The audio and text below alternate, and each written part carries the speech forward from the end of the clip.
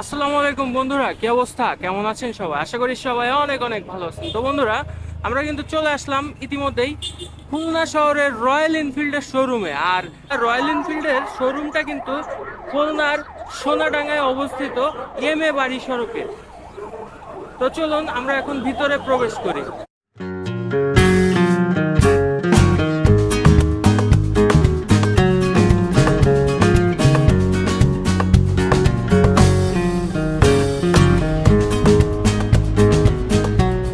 আমি এখন বর্তমানে অবস্থান করতেছি রয়্যাল এনফিল্ডের শোরুমের ভিতরে। তো এখন আমি প্রত্যেকটা বাইক আপনাদেরকে ঘুরে ঘুরে দেখাবো, কোন বাইকের কী স্পেসিফিকেশন, বর্তমান প্রাইস আপডেটটা আমি আপনাদেরকে জানাই দিব। তো গাইস, আমরা এখন আছি রয়্যাল এনফিল্ডের বুলেটের সামনে, যেটা হচ্ছে রাস্তার রাজা রয়্যাল এনফিল্ড বুলেট। এই গাড়িটা এই রয়্যাল এনফিল্ড কোম্পানিকে ধরে রাখছে বলতে গেলেই চলে, কারণ রয়্যাল এনফিল্ডের কোম্পানি শুরুর থেকেই আর কি যেই গাড়িটার মাধ্যমে জনপ্রিয় হয়েছে রয়্যাল এনফিল্ড কোম্পানি, সেই গাড়িটাই এইটা, রয়্যাল এনফিল্ডের বুলেট। তো চলেন দেখে নেই বাইকটার স্পেসিফিকেশন। আর বাইকের কথা চিন্তা করলে সর্বপ্রথম যেটা মাথায় আসে সেটা হচ্ছে বাইকের ব্রেকিং সম্পর্কে। তো এই বাইকটাতে ব্রেকিং সিস্টেম হিসেবে ব্যবহার করা হয়েছে dual disk with dual channel ABS, যেটা ব্রেকিং কমফোর্ট বা ব্রেকিং যে এক্সপিরিয়েন্স সেটা এক্সট্রিম লেভেলের দিবে আশা করা যাচ্ছে। বাইকটাতে ইউজ করা হয়েছে এফআই ইঞ্জিন, যেটা থেকে খুব মোটামুটি ভালো একটা পাওয়ার ডেলিভারি দিবে। এটা রয়্যাল এনফিল্ড সম্পর্কে সবারই মোটামুটি কম বেশি ধারণা আছে, রয়্যাল এনফিল্ডের টর্ক সম্পর্কে সবারই ধারণা আছে।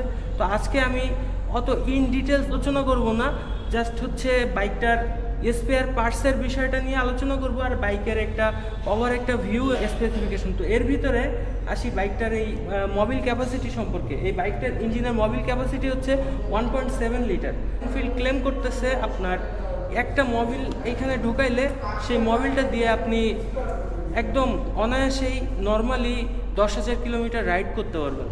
তো এইখানে কিন্তু আপনার এই মোবিলের যে কস্ট, এটা কিন্তু নর্মালি অ্যাজ ইউজুয়াল। আরেকটা জিনিস যেটা সেটা পরবর্তীতে আলোচনা করব। আসি এবার হচ্ছে বাইকের টায়ার সেকশন নিয়ে আলোচনা করি একটু। তো বাইকটাতে ইউজ করা হয়েছে রেয়ারে 140/70 সেকশনের একটি টায়ার, যেটার রিম সাইজ কিন্তু 17। আর এইগুলোতে স্পোক রিং ইউজ করা হয়েছে। এই বুলেট ভ্যারিয়েন্টে সিলভার কালার ইউজ করা হয়েছে রিমে, যেটা অনেকটা সুন্দর।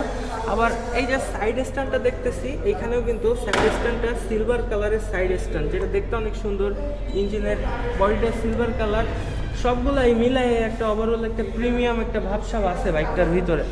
তো এরপরে আসি ফ্রন্টের টায়ার সেকশনে। ফ্রন্টে কিন্তু 100/10/70 সেকশনে একটি টায়ার ইউজ করা হয়েছে এবং রিমটা হচ্ছে 17 ইঞ্চির একটা রিম। ব্রেকের যে পিস্টনগুলো ইউজ করা হয়েছে এবার কিন্তু প্রিমিয়াম পিস্টন।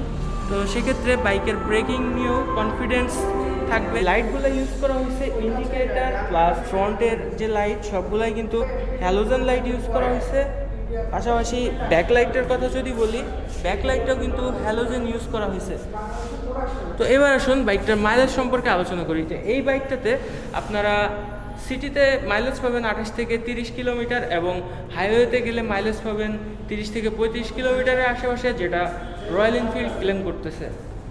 তো এই যে কালারটা দেখতে পাচ্ছেন, এই কালারটার দাম কিন্তু 4,10,000 টাকা এবং এর আরেকটি কালার ভেরিয়েন্ট আছে যেটা হচ্ছে ব্ল্যাক গোল্ড, আর এটা হচ্ছে স্ট্যান্ডার্ড মেরুন। তো ব্ল্যাক গোল্ডের দাম হচ্ছে 4,30,000 টাকা। তো বন্ধুরা, এবার দেখতেছেন এটা হচ্ছে রয়্যাল এনফিল্ড মেটিওর। তো বাইকটার লুকসের কথা যদি বলি, ফ্রন্ট থেকে থাকতেছে হ্যালোজেন লাইট। বন্ধুরা, বাইকটা ওভারঅল কিন্তু লুকিং খুবই সুন্দর মেটিওর। তো এই বাইকটার রেয়ারের কথা যদি বলি, রেয়ারের লাইটটা ঠিক এরকম হবে, সে রিং মতো দেওয়া হয়েছে, যেটা দেখতে অনেক সুন্দর লাগতেছে। এবং পাশাপাশি কিন্তু এটা হচ্ছে নাম্বার প্লেটের জায়গা এবং ইন্ডিকেটারগুলো হ্যালোজেন। বাইকটাতে ডুয়েল ডিস্ক ইউজ করা হয়েছে, পাশাপাশি ডুয়েল চ্যানেল এবিএস। পিস্টনগুলো ইউজ করা হয়েছে, এগুলো হচ্ছে বাইবের পিস্টন ইউজ করা হয়েছে। এটাতে কিন্তু 1.7 লিটারের একটা ইঞ্জিন ইউজ করা হয়েছে, 4 স্ট্রোকের একটা ইঞ্জিন। তো এই ইঞ্জিনটাকে সম্পূর্ণ এফআই টেকনোলজিতে বিল্ড করা হয়েছে, যেটাতে এই 350 সিসি হওয়ার পরেও মাইলেজটা কিন্তু খুবই ভালো পাওয়া যাবে আশা করা যাচ্ছে। এই বাইকটা সিটিতে 28 থেকে 30 এবং হাইওয়েতে 30 থেকে 35 মাইলেজ পাওয়া যাবে। তো এবার যদি বলি বাইকের টায়ার সেকশনের কথা, ফ্রন্টের টায়ার সাইজের কথা যদি বলি, বাইকটির ফ্রন্টে 110 সেকশন বাই 70 সেকশনের একটি টায়ার ইউজ করা হয়েছে এবং বাইকটির রিমের সাইজ 17 ইঞ্চি। বাইকটির রেয়ারে ইউজ করা হয়েছে 140 বাই 70 সেকশনের একটি টায়ার এবং বাইকটির রিমের সাইজ হচ্ছে 17। তো বন্ধুরা, এবার যে বাইকটি দেখতে পাচ্ছেন এটি হচ্ছে রয়্যাল এনফিল্ডের ক্লাসিক ভেরিয়েন্ট। সর্বপ্রথম যদি বাইকের ব্রেকিং সিস্টেমের কথা বলি, এই বাইকটাতেও same dual channel ABS with dual disc use করা হয়েছে এবং যদি বাইকটির ইঞ্জিনের কথা যদি বলি সেটাও সেম হয়েছে, যেটার ক্যাপাসিটি 1.7 লিটার। তো ওটার মতোই সেম 4 ভালভ। এবার যদি বলি বাইকটার টায়ার সেকশনের কথা, বাইকটির টায়ার ওইটার মতোই সেম, সবগুলাই সেম। সেকশনে ইউজ করা হয়েছে 140 বাই 70 সেকশনের একটি টায়ার এবং রিম সাইজটি হচ্ছে 17 ক্লাসিক 350। এবং বাইকটির সামনের টায়ারের কথা যদি বলি, বাইকটির ফ্রন্টে ইউজ করা হয়েছে 110 বাই 70 সেকশনের একটি টায়ার এবং বাইকটার লাইটের কথা যদি বলি ওইগুলোর মতোই সেম।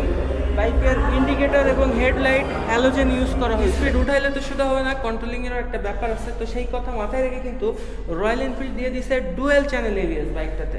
350 সিসির একটা বাইক, আর বাইকটার ইঞ্জিনও কিন্তু অনেক বড়সড় একটা ইঞ্জিন। তো এই বাইকটাতে একবার ইঞ্জিন অয়েল ঢুকাইলে সেই ইঞ্জিন অয়েলটা দিয়ে আপনারা 10,000 কিলোমিটার অনায়াসে রাইড করতে পারবেন নর্মালি। কারণ বাইক কন্ট্রোলিংয়ের জন্য টায়ারও একটা সাবজেক্ট। তো এই বাইকটাতে ইউজ করা হয়েছে রেয়ারে 140 বাই 70 সেকশনের একটি টায়ার, আর বাইকটার রিম সাইজ হচ্ছে 17 ইঞ্চি। আর বাইকটির ফ্রন্টের কথা যদি বলি, ফ্রন্টে ইউজ করা হয়েছে 110 সেকশনের একটি টায়ার 110 বাই 70, আর রিমের সাইজটা এখানে রয়েছে 17 ইঞ্চি। এনফিল্ডের ব্র্যান্ডিংটা সবখানেই আছে। আর বেসিক্যালি বাইকটাতে সব লাইটগুলো ইউজ করা হয়েছে হ্যালোজেন লাইট।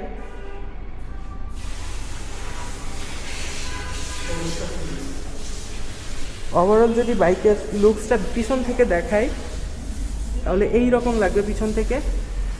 আর যদি বাইকটার সাইলেন্সারের কথা যদি বলি, বাইকটাতে কিন্তু কাটা সাইলেন্সার ইউজ করা হয়েছে, যেটা এই পর্যন্ত, আর যদি ফুল থাকতো তাহলে এ পর্যন্ত থাকতো। আর বাইকটার ব্রেকিং সিস্টেমে dual disk with dual channel ABS, যেটা বাইকটার কন্ট্রোলিংটা আরও অনেক সুন্দর করে দিচ্ছে। সব কিছু মিলিয়েই এই যে বাইকটাতে বড়সড় একটা ইঞ্জিন দেখতে পাচ্ছেন, এটা কিন্তু 4 স্ট্রোক একটা এফআই ইঞ্জিন। তো যেটা থেকে মাইলেজ পাওয়া যাবে 28 থেকে 30 কিলোমিটার সিটিতে এবং 30 থেকে 35 কিলোমিটার হাইওয়েতে।